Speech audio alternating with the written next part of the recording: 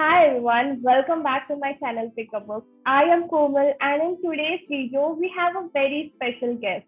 We have Munmun Edasani. She holds a master in finance and charter as a financial analyst with utter pride. Her writing journey started as a blogger. The Reader's Street is her platform where she documents her thoughts, experiences and learning. She debuted her first book as an author, Never the Same, the conventional tales of unconventional moms. It is beautifully viewed based on the facts of motherhood. She has covered the stories of mother, what a mother goes through in every walk of life. I personally love so many of the stories and I can feel the chapters conversing with the reader, and that is one amazing quality of an author if it engages the readers. So, without taking much time, I would request Munmun to tell us more about your book and the journey of writing your debut novel. Hello everyone, and thank you Komal personally for taking out time for hosting me, and I appreciate your efforts and hospitality. Now coming to my book, it's like after writing various anthologies and blogs, I decided to make the leap to writing my own fiction novel in 2021. So yeah, honestly, I had been led back many times by my own brain during that period. Uh, I found it difficult. Sometimes you feel to write, sometimes you don't find enjoy, you don't find it like enjoying writing. You don't feel like to write, like so. It's like, but you keep on writing just to motivate you and gives you deep satisfaction somewhere. And I struggled many crisis of confidence at that time, at that point of time. I think it's a writing process, it's a journey. Like writer find it difficult by seeing the, like it's a fear somewhere, by seeing the blank page in front of you, and how to get started out of nowhere. You don't have any ideas in your mind. At that point of time, you need some positive energy around you, and you need to be surrounded by the people who keeps on motivating you. And I think I was lucky at that time for that thing. It's all like many writers or authors are specific to one particular genre, but I don't want to limit myself to one genre. It's like I just want to focus or pay attention to make my work unique and interesting, to take out their time uh, for whatever I have written or whatever I am writing. So it should be a win-win situation. Now, if I come to my own book, Never the Same, it reveals uh, the mothering style or the parenting style of all unconventional moms. Unconventional is something which is something or someone which is not being so common, or what is not done commonly. Yeah. So they choose their path, choose their routes to eccentric paths, and they have their modified views towards the aspects of cradling. So it's all about uh, adopting a new style of parenting requires courage, and this is what this book reveals about and gives you the strength, basically. It's wonderful to hear how you overcame your writer's block. And actually, this is one thing that authors don't usually talk about is the confidence to actually write a book. So it's wonderful that you talked about it. So did you always want to write a book, and when did you start penning your thoughts? So when did your journey as the author of Never the Same begin? Honestly, I would say anyone could be a writer. It's just pen to paper. So was I. I started penning my thoughts during the school and college time in my own personal journal, as well as I wrote various articles in magazines.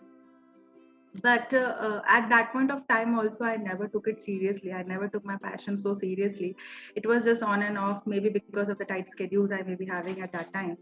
One thing I would like to say that just after completing my CFA, I got an opportunity from the ICFA University.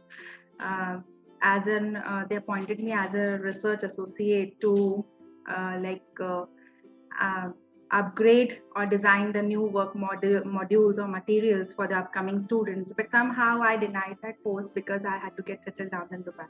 But even after that, I never took writing so seriously. They might have judged the skill of mine of writing, but I never judged myself. So now, if I come to writing a book currently, it's like writing a book is not only about writing, it requires various other skills besides writing. Yeah. And it's like publishing your literary work is something more, I must say that it requires you have to decide a theme, Mm. as well as you need to choose a topic, how many chapters you should cover in your book, and what should be the length of the each chapter, what is the content in your chapter, as well as the content is it should be engaging as well as narrative. Your readers should satisfy, so you should have the high concepts for your book. And you always find yourself in a terrible situation, because always you judge always your writing pattern, whether you're good enough to satisfy everyone around you. And for that at that for that, I must say that you have to go through self reads 2 3 times, which is very hard. You have to go to beta reading sessions. Then what comes in your hand is your literary creation of yours, I must say. And then comes the publishing process, as we all are aware, that editing, proofreading, and then comes the listing and all. Yeah. So, how did this book, the writing, and the whole publishing, everything transform your role as a mother and also as a daughter? For this, I would say I have covered one story in in my own book, that is Mom to Mom, which is in which somehow I have poured my own emotions in that. It's like post becoming a mom has developed a relationship with my own mom in much better way. I can understand my mom much better now.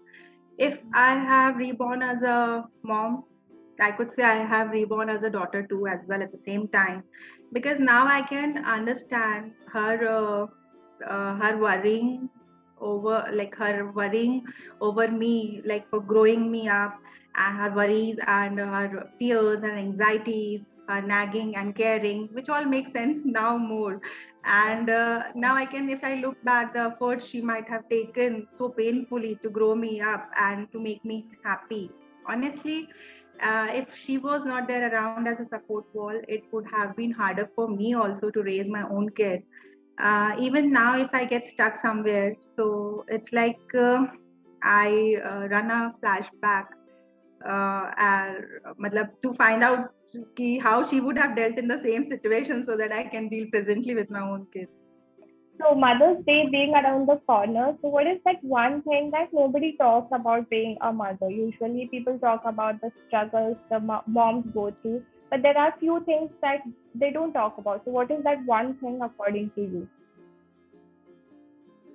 According to me, sometimes we all hate being a mom, but no one talks about it.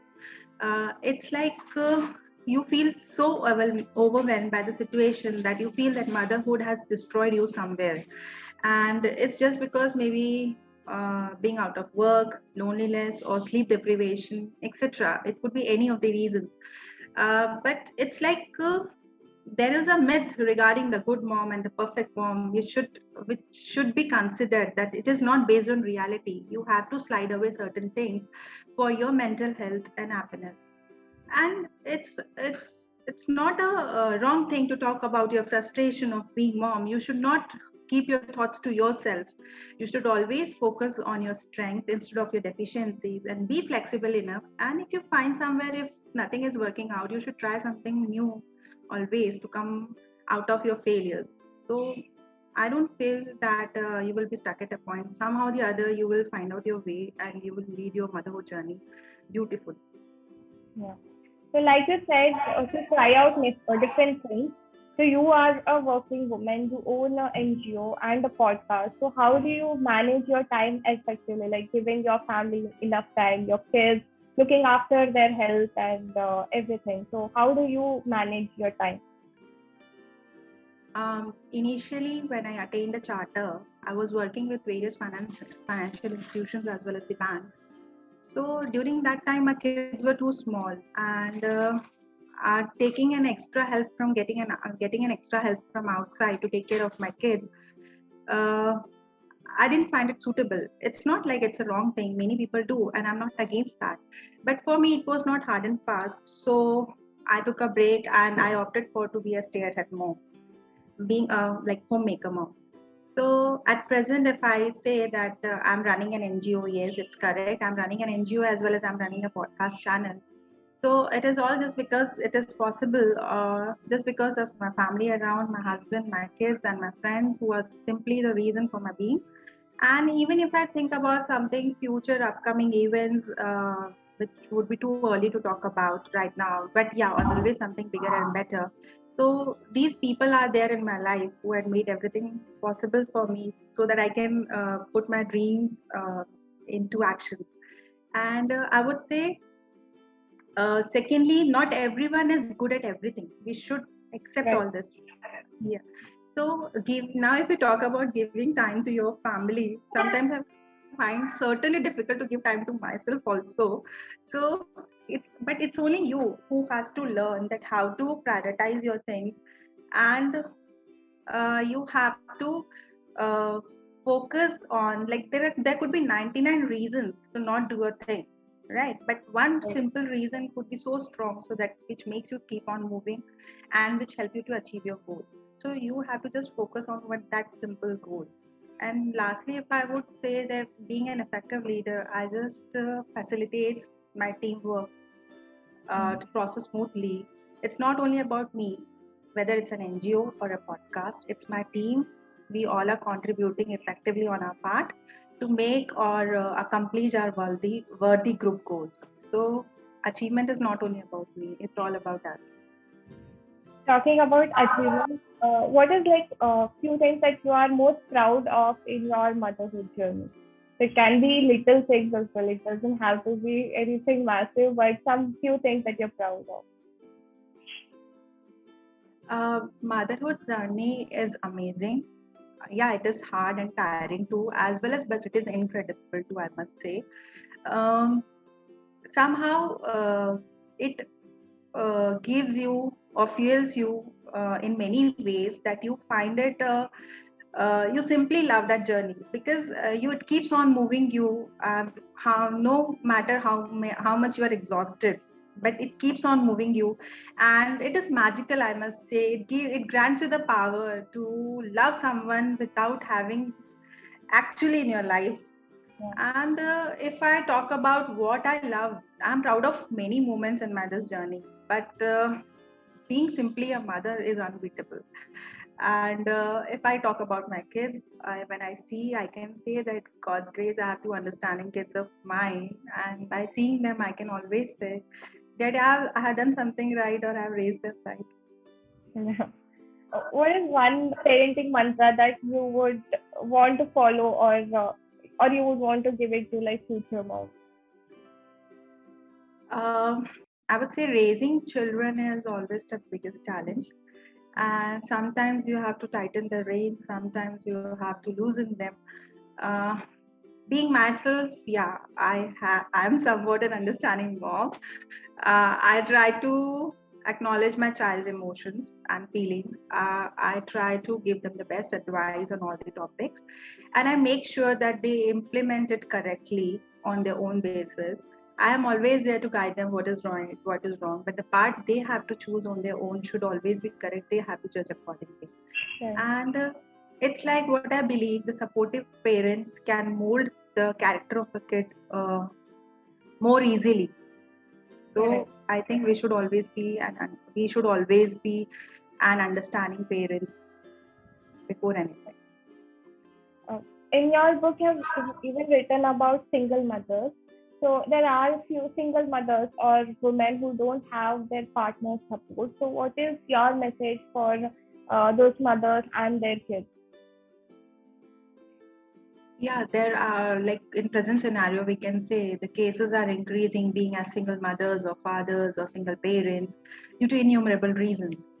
So personally, I could say that first of all, you should be comfortable and okay in your own journey before your child is dealing with you on your journey. Many a time society may make you uncomfortable for various reasons, but you should not feel ashamed for what you are or who you are and on what basis you have taken this decision to lead your journey as a single parent.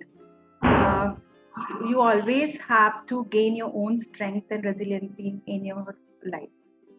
Right. You also talked about your relationship with your mother. So, what is one piece of advice your mother has passed down to you about motherhood? I would say it's not only my mom, it was my grandmom also who always, both of my moms always taught me that education is not only about achieving the certificates or degrees, it's all about how you sail through the life. And I have grown up around my parents who have not been very educated, but all their knowledge, their experience, their suggestions have may helped me out to cross my journey even at the toughest times. Yeah, technology is advancing, and somehow parent involvement is more there in the education part also.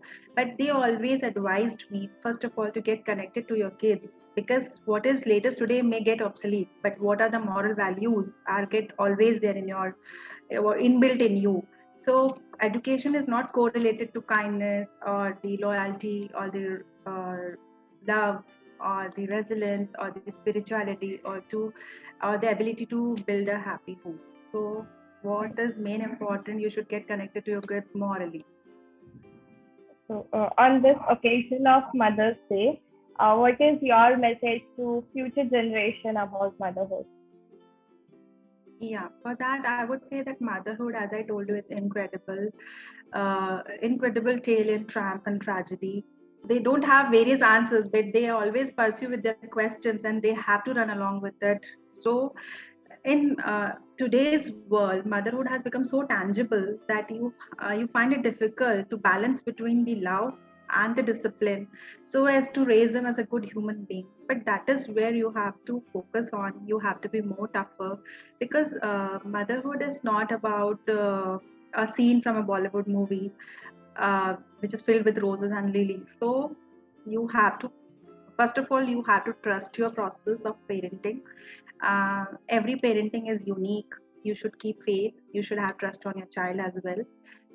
You should trust your instincts and don't overpower your frustration of motherhood on your kids, as well as go with the flow. That's what I could say.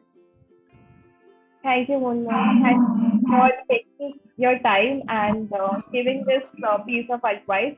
I know that people have talked a lot about motherhood, mother, woman, and it is never ending, but it's always nice to hear these thoughts from someone who has gone through all of this on their own. So, especially for our generation, we need people, we need guidance of people like you and your book as well. So, any last thoughts and any last message for your readers? The last message, it could be like my idea behind presenting this book is to give you the strength. See, as I told you, parenting skill is very unique. So somehow we feel stuck in our messy life. So this is no one is alone. You should always feel that that this book is going to give is anyhow going to give you the strength how to deal with the situations or how to think or see the life in a different way around. I have always been a motivational writer to see the things another way. And so I also want my readers to see the life in a more blissful manner and try to get the like optimistic approach behind that book. I'm sure your readers will love this book, and I'll be putting the link in the description box. So please go check this book out. And Yeah, Munmun, if you have the book around you, you can yeah, I take will show my book. This is my book, Never the Same. it. It's a beautiful cover.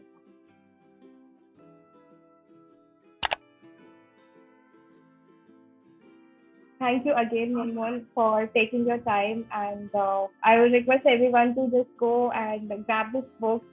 And this is, I really loved a lot of like stories. It just doesn't talk about the conventional moms, but it talks about different kind of moms. So it just doesn't Yeah. stick to one particular kind of mom. We don't usually listen to the stories of the mothers that come from various different parts of the country, or even the household, the kind of household it comes from. So it's really nice to read this book, and all the best for your future books if you're planning on writing any. Yeah. I'm planning on various books, but as I told you, it would be too early to describe or talk about something. So let's see how it goes. Thank you again. Thank you. Thank you so much, Ko.